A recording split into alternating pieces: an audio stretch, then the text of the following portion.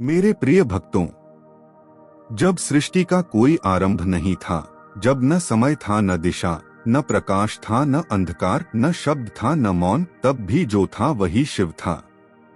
क्योंकि शिव कोई जन्म लेने वाली सत्ता नहीं है, शिव कोई देह नहीं है, शिव कोई सीमित देवता नहीं है।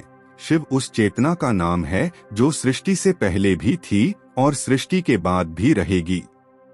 यही कारण है कि शिव को अनादि कहा गया, जिसका न आदि है न अंत, जो कभी पैदा नहीं हुआ इसलिए कभी नष्ट भी नहीं हो सकता।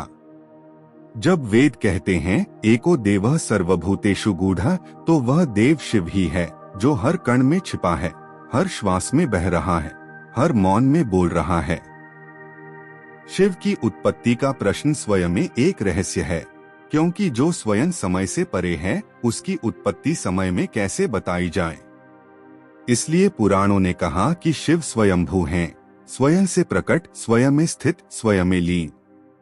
एक कथा कहती है कि जब ब्रह्मा और विष्णु अपने अपने अहं में उलझ गए और यह विवाद करने लगे कि सृष्टि का रचयिता कौन है, तब उनके बीच एक अनंत ज्योति स्तंभ प्रकट हुआ।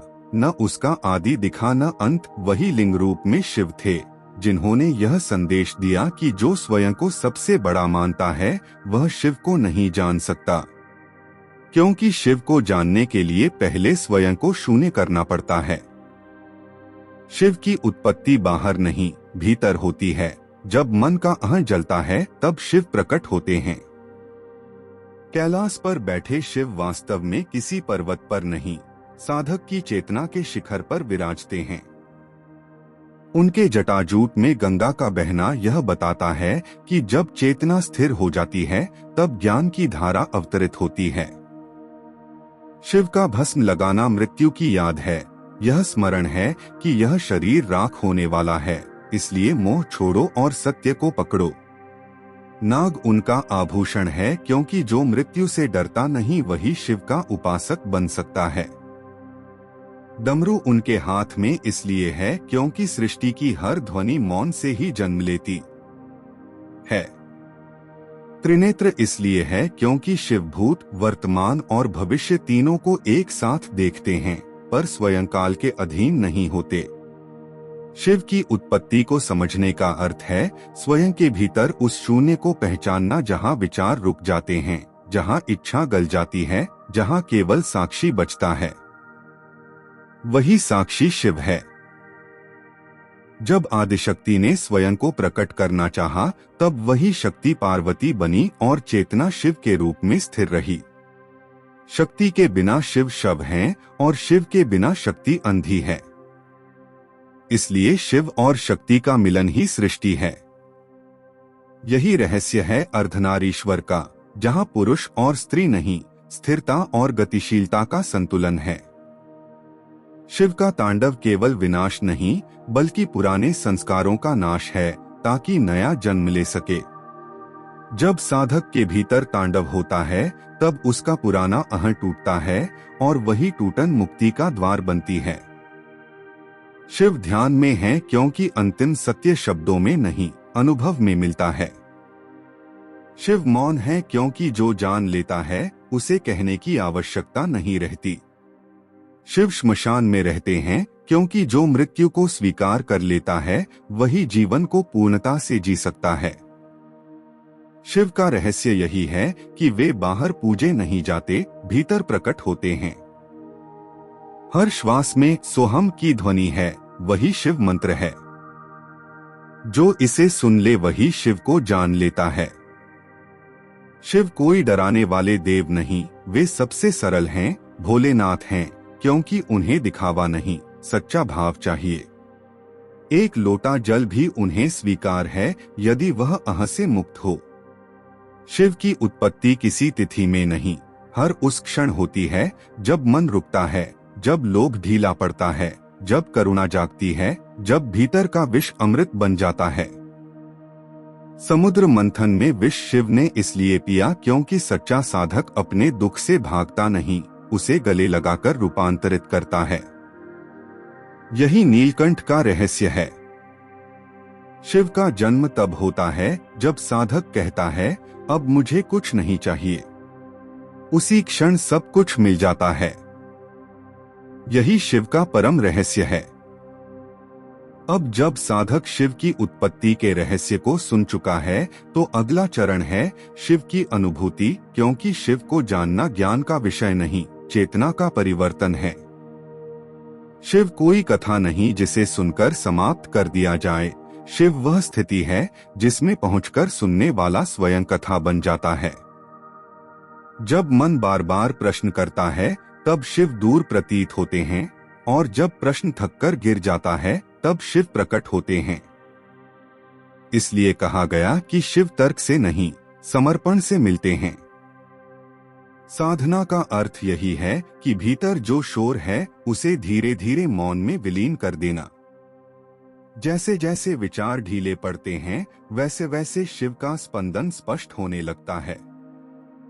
ध्यान में बैठा साधक जब श्वास को देखता है तो उसे अनुभव होता है कि श्वास स्वयं चल रही है, मैं नहीं चला रहा। उसी क्षण अहं की दीवार में दरार पड़ती है और उसी दरार से शिव प्रवेश करते हैं।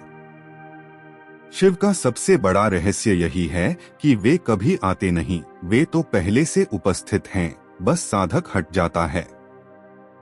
कैलाश कोई स्थान नहीं, कैलाश वह स्थिति है जहां मन स्थिर हो जाता है और भावनाएं शांत हो जाती हैं। शिव के गले का सर्प यह संकेत है कि जो अपनी भयावह प्रवृत्तियों को दबाता नहीं बल्कि उन्हें सजगता से देखता है, वही उनका स्वामी बन जाता है। शिव का तिलक भस्म का है, क्योंकि जो हर दिन अपने अंत को स्मरण करता है वही जीवन को व्यर्थ नहीं जाने देता। शिव की कृपा अचानक नहीं होती, वह भीतर ही भीतर पकती है, जैसे बीज मिट्टी में मौन होकर फूटता है। बहुत बार साधक सोचता है कि कुछ नहीं हो रहा, पर उसी मौन में सबसे बड़ा परिवर्तन घट रहा होता है। शिव की साधना में दिखावा व्यर्थ है, न घंटों की गिनती, न शब्दों की संख्या, न कठिन आसनों का अहं। शिव केवल भाव देखते हैं, और भाव भी वह जो निस्वार्थ हो, सरल हो, खाली हो। इसलिए भोलेनाथ सबसे पहले उन पर प्रसन्न होते हैं जो टूटे हुए होते हैं, थके हुए होते हैं, जिनके पास खोने को कुछ नहीं बचा होता।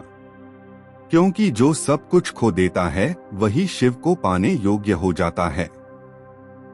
शिव का तांडव भीतर तब होता है जब पुरानी पहचान टूटती है, जब साधक स्वयं को शरीर मानना छोड़ देता है, जब वह देखता है कि सुख दुख दोनों आ रहे हैं और जा रहे हैं, पर जो देख रहा है वह स्थिर है। वही स्थिरता शिव है। समाधि कोई बेहोशी नहीं, वह पूर्ण होश की अवस्था है, जहां देखने वाला और देखा गया एक हो जाते हैं। वहां न शिव की मूर्ति रहती है, न साधक की पहचान, केवल अस्तित्व की धड़कन रहती है। शिव का परम रहस्य यही है कि वे डर में नहीं, निर्भयता में मिलते हैं। जो मृत्यु से भागता है उसे शिव नहीं मिलते, जो मृत्यु को देख लेता है उसे जीवन अमृत बन जाता है। श्मशान में शिव इसलिए विराजते हैं क्योंकि वहीं जीवन का सबसे बड़ा सत्य खुलकर दिखाई देता है। वहां कोई झूठ नहीं चलता। वही श्मशान साधक के भीतर भी है, जहां इच्छाएं जलती हैं, जहां स्मृतियां राख होती हैं, जहां केवल चेतना बचती है।